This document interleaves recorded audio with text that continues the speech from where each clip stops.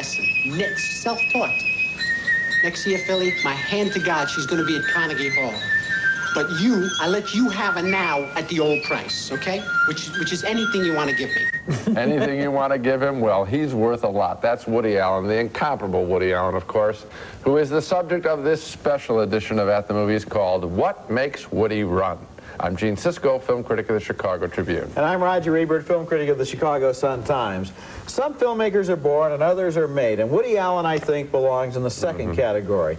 He started out as a stand-up comedian, and in his earliest movies, he seemed happy to stick pretty close to that original orientation. But in recent years, with movies like Annie Hall, Manhattan, Broadway Danny Rose, The Purple Rose of Cairo, and especially his newest, and I believe his best movie, Hannah and Her Sisters, Woody Allen has grown into one of the finest and still one of the funniest movie directors in America today. That's why we're doing this special edition of At the Movies about the man who once said, "Life is full of loneliness and misery and suffering and unhappiness, and it's over much too quickly." He's also one of the finest writers in America, too. It's appropriate that we analyze Woody Allen's career right now. He's recently turned 50 years old. He's created a film that many people, as Roger said, are calling his masterpiece. But there are still plenty of Woody Allen fans in this country who long for his good old silly days. He gets that complaint all the time for films like Take the Money and Run, one of my favorites, where, if you recall, Woody plays a cello in the high school marching band, and he has to keep picking his chair and the cello as the band moves along. That's a classic scene. Or in a film like Bananas, whereas Fielding Mellish, I love that name, he is caught up in the middle of a banana republic on the brink of revolution in the jungle. Funny stuff. In the event of snake bite, you make an incision and you suck out the poison. Remember, you suck out the poison. What do you do? Suck out the poison. Suck out the poison. Suck out the poison. I cannot suck anybody's leg who I'm not engaged to.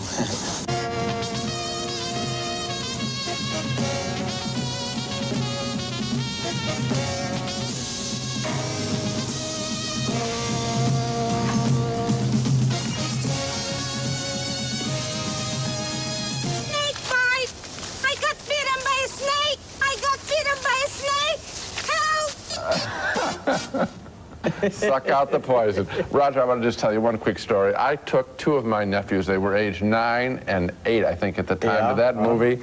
To them, that is still the funniest scene in any movie they have ever seen in their lives, and they've seen a lot of movies since then.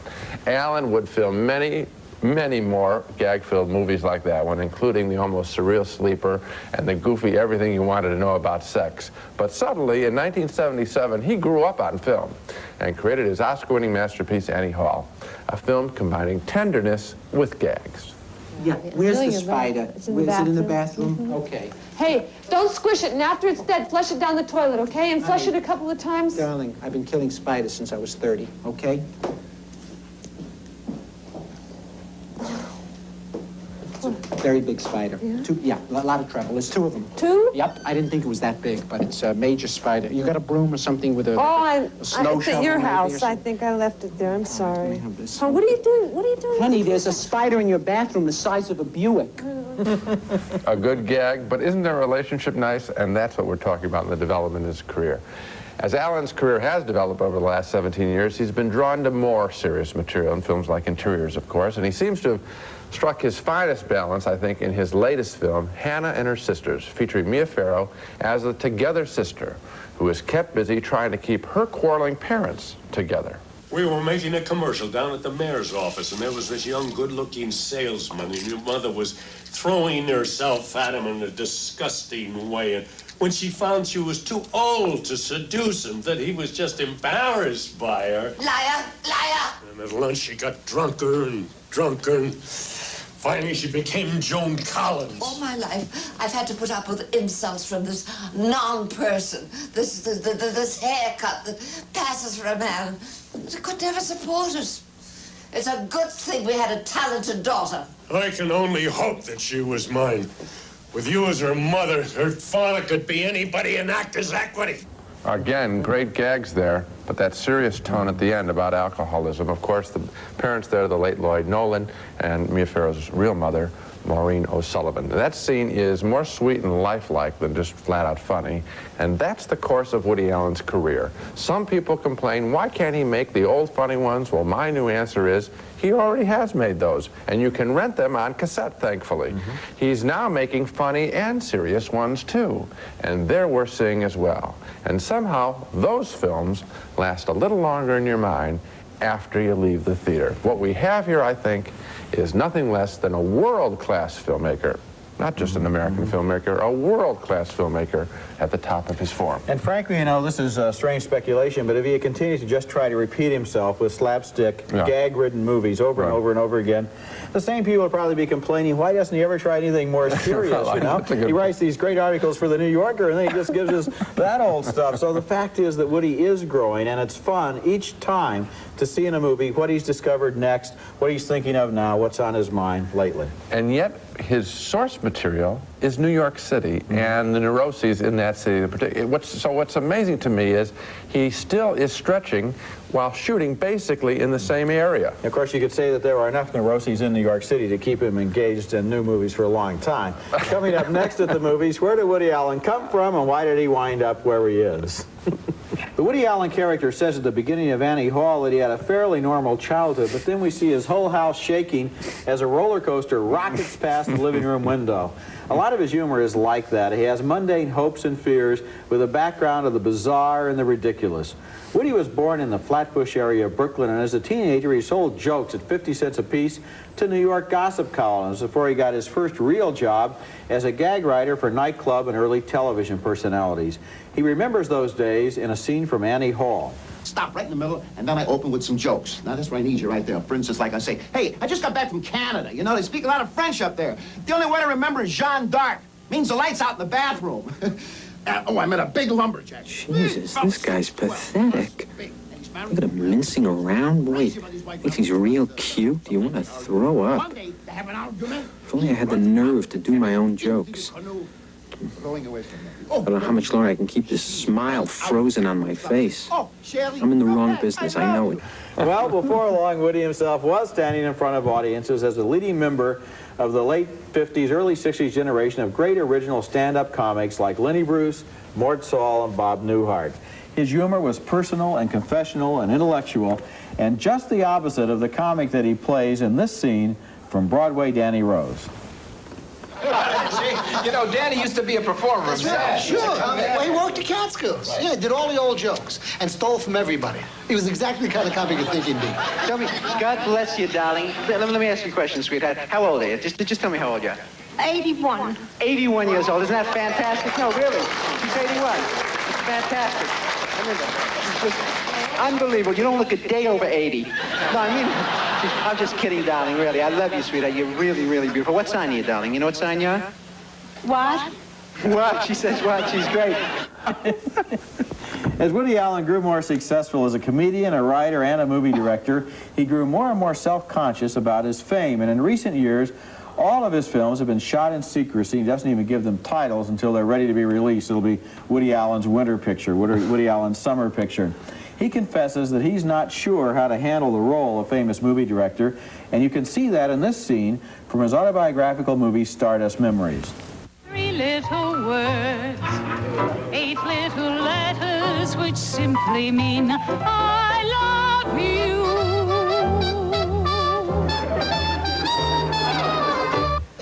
What were you trying to say in this picture? I was just trying to be funny. Do you find it very hard to direct yourself? Hard? No, I just have to resist the temptation to give myself too many extreme close-ups. That's at one of those seminars where directors try to intellectualize about movies that were not intellectualized when they were made.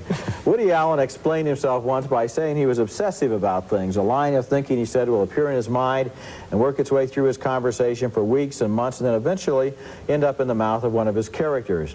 He said also once that he had not been blessed with the 2 great requirements for a happy life, religious faith or the ability to deny the essential tragedy of life.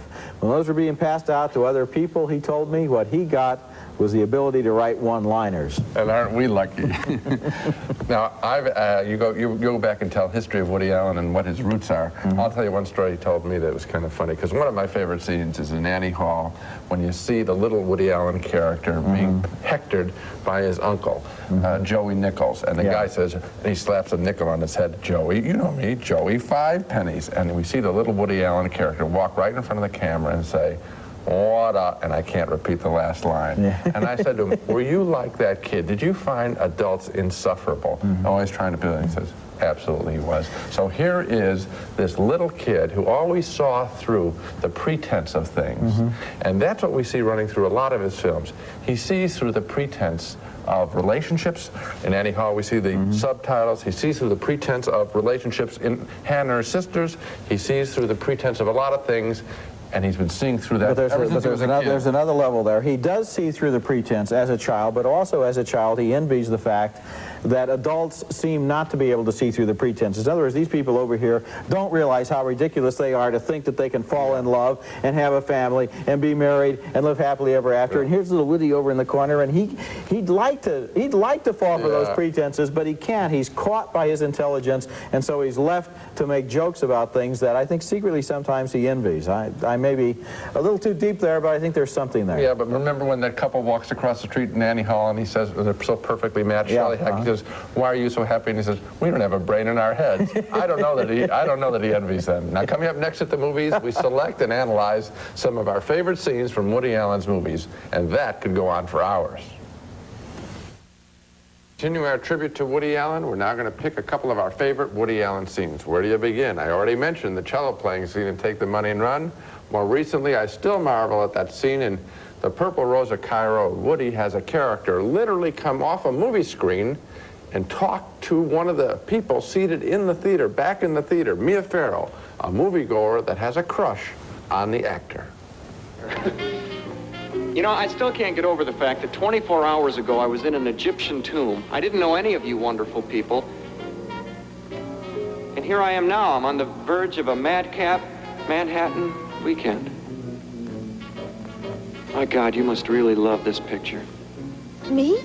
You've been here all day, and I've seen you here twice before. You mean me? Yes, you. This is the 5th time you're seeing this. Henry, come here, quickly. I gotta speak to you. Oh, my God! Listen, old sport, you're on the wrong side. Tom, get back here. We're in the middle of a story. Have a look around. Go on without me. We can't continue with the story. This is Cecilia. I'll go get the manager. I love that line, "I'll go get the manager." What's she going to tell him?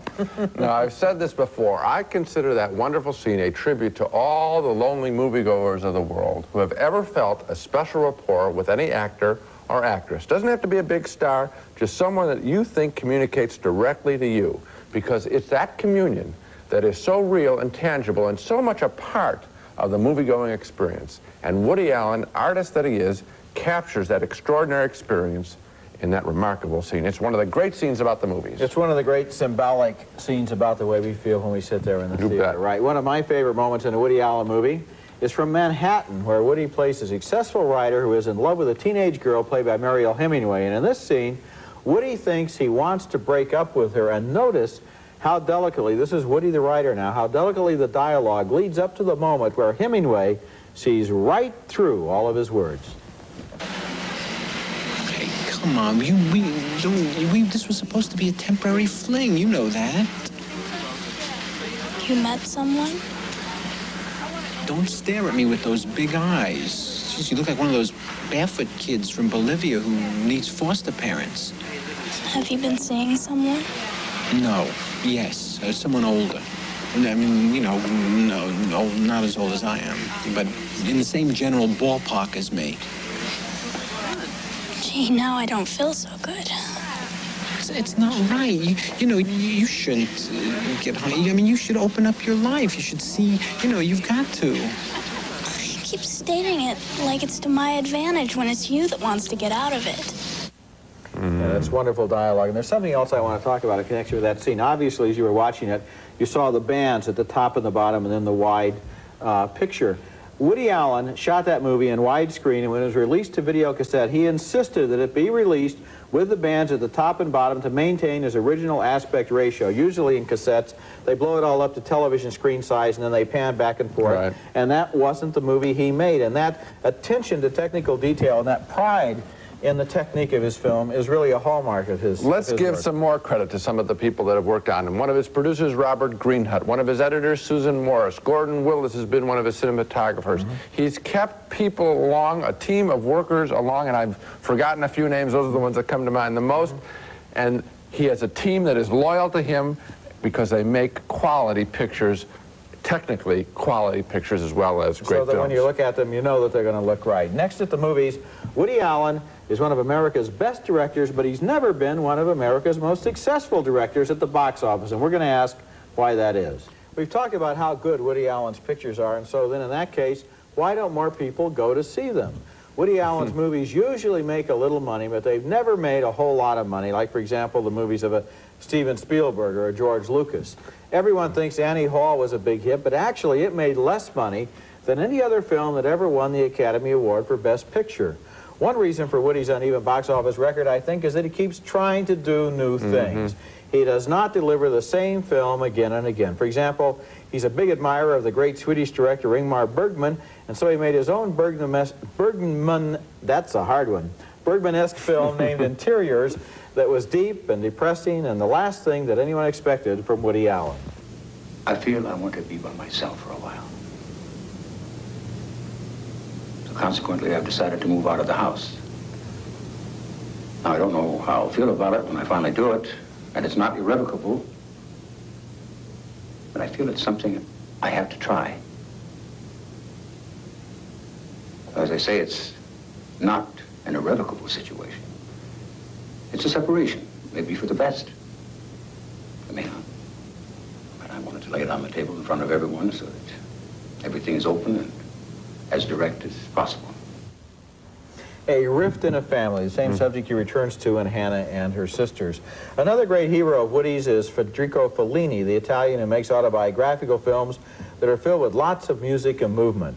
Allen's own Stardust Memories is the story of a few days in the life of a harried movie director, and it was sort of a tribute to Fellini's famous movie, 8½. We love your work. My wife has seen all your films. I especially like your early funny ones. Dick LaBelle. I'm with the museum film department. We have a collection of more than 20,000 prints. Oh, this is my friend Libby. She thinks you're a genius. Libby just did a definitive cinematic study of Gummo Marx. Interestingly, he's the one Marx brother that never made any movies. Hello. I'm glad to have you here.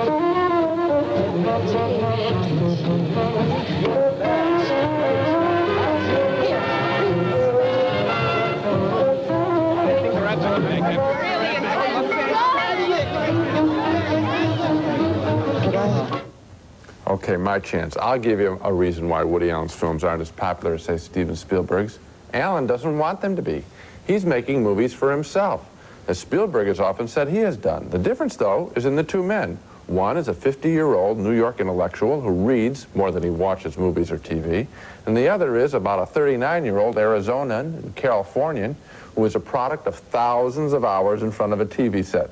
Spielberg plays to the masses. His eyes come from mass entertainment. Allen plays to the East Side New York crowd. Compare it, if you will, in their action scenes. You all know what a Spielberg action sound and fury scene is like. Look what passes for tumultuous action and say, Woody Allen's underrated Love and Death.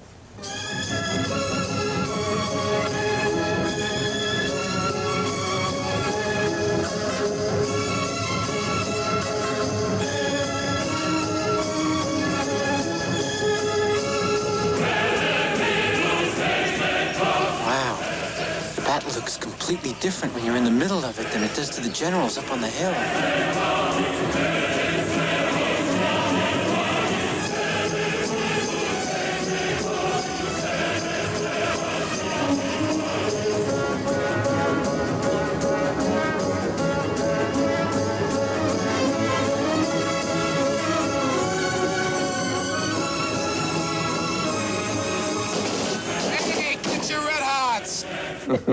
Of course, you don't see Get Your Red Outs in a Spielberg film, and of course there, Alan is making a tribute to the Russian filmmaker Sergei Eisenstein as well. We're talking gags here rather than gasps of excitement with the Spielberg films, and long live the difference. They both have their audiences.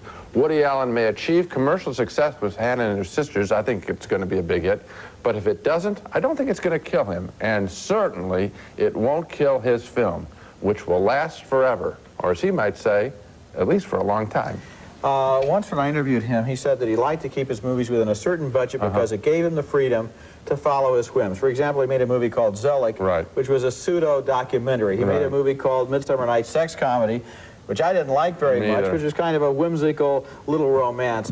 If he gets an idea, he can go with it. He doesn't have to hit the home run every time, and therefore it makes him a very personal and a very free filmmaker to follow his will wherever he wants to go. Well, then you want to credit some more people in the movie industry? Let's credit the people who produce his films, finance them. Orion Pictures, these are the old guys from United Artists, and these guys have stuck with him. They say, Woody, make your films. We really don't care if they make that much money. I'm sure they'd like him to make a little more. But basically, he's supported by a whole bunch of people. And I forgot one of his production people, Mel Bourne, who does his production design. Woody Allen has a great group around him. Together, they're making the best movies in America. Okay. That's it for this special edition on Woody Allen. Next week at the movies, reviews of 4 new films, including 9½ Weeks, the controversial love story starring Mickey Rourke and Kim Basinger, and Pretty in Pink, starring Molly Ringwald and John Cryer. That's next week, and until then, we'll see you at the movies.